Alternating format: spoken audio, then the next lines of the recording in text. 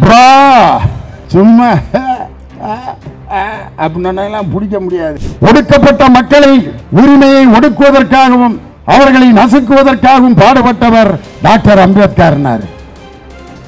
ஒடுக்கப்பட்ட மக்களை மேலும் ஒடுக்குவதற்காக பாடுபட்டவர் அம்பேத்கர். இதுல இருந்தே தெரியுதா மனப்பாடம் பண்ணி ஒப்பிக்கிறார் ப்ரோன்னு. தம்பி பிரதர், இன்னைக்கு நான் சொல்றேன், திராவிட முன்னேற்ற கழகத்தின் என்ற ஆலமரத்தை அறுப்பதற்கு வந்த 21வது பிளேடு தான் நீங்க. ஏற்கனவே 20 பிளேடுகள் துருப்பிடித்து 4 பிளேடு கிடக்குது. சில பிளேடு மரத்தோட ஒட்டி கிடக்குது. சில பிளேடு எதுக்கு வந்தோம்னே தெரியாம அனாதையா கிடக்குது. 21வது பிளேடு தம்பி, ஆலமரத்தை எந்த கொம்பனாலும் அசைத்து பார்க்க முடியாது.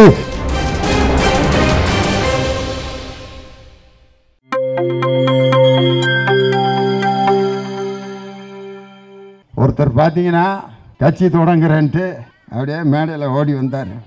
ஓடினார், நடந்தார். அப்போ கீழே இருந்து அந்த கட்சி துண்டை பூரா அள்ளி மேலே போடுறான். அவரும் எடுத்து கழுத்தில் மாட்டிக்கிட்டே வந்தார். அதை பார்த்துட்டு நிறைய பேர் போட்டாங்க அந்த துண்டை. அவரும் போட்டு பார்த்துட்டு அடைச்ச அப்படின்ட்டு திருப்பி அவர் தூக்கி போட்டு கடைசிக்கு ஒரு துண்டோடு போனார். அவர் கட்சி துண்டை பூரா பின்னால் வர்றேன் பூரா நங்குன்னு மிதிச்சுக்கிட்டே வந்தேன். முதல் மாநாட்டிலே உங்கள் கட்சி துண்டு பலரால் மிதிக்கப்பட்டதே ஒழிய அதை கூட கவனிக்காமல் நீங்கள்லாம் மாநாடு. இதில் பார்த்தீங்கன்னா என் தலைவர் சொன்ன வாக்கியம் தான் எனக்கு தெரியுது. ஒரு டுபாக்கூர் இது சென்னை கோட்டையை வரைந்து அந்த கோட்டைக்கு இவர் ஓடுறாராம். பொம்மை கோட்டையை பிடிப்பதற்கே 800 மீட்டர் ஓட வேண்டியிருக்கு. ஜார்ஜ் கோட்டையை பிடிக்கிறதுக்கு எத்தனை மீட்டர் ஓடணும் ப்ரோ? சும்மா அப்படின்னெல்லாம் பிடிக்க முடியாது. என் தானை தலைவர் டாக்டர் கலைஞர் சொன்னார், எவன் நீண்ட தூரம் ஓடி வருகிறானோ அவனால் தான் அதிக உயரத்தை தாண்ட முடியும் என்று சொன்னவர் முத்தமிழறிஞர் டாக்டர் கலைஞர். யார் நீண்ட தூரம் ஓடி வருகிறானோ அவன்தான் அதிக நீளத்தை தாண்ட முடியும். அதில் அதை பற்றி பேசணும்னா போயிட்டே இருக்கான். அவசரத்தில் ப்ரோ என்ன பேசினார் தெரியுமா? நான் சொல்கிறேன், ஒடுக்கப்பட்ட மக்களை உரிமையை ஒடுக்குவதற்காகவும் அவர்களை நசுக்குவதற்காகவும் பாடுபட்டவர் டாக்டர் அம்பேத்கர். ஒடுக்கப்பட்ட மக்களை மேலும் ஒடுக்குவதற்காக பாடுபட்டவர் அம்பேத்கர். இதிலிருந்தே தெரியுதா மனப்பாடம் பண்ணி ஒப்பிக்கிறார் ப்ரோன்னு. அதுக்கப்புறம் ஒரு பேப்பர் எடுத்து வாசிக்கிறாரு, வைக்கிறாரு, போகிறாரு, வர்றாரு.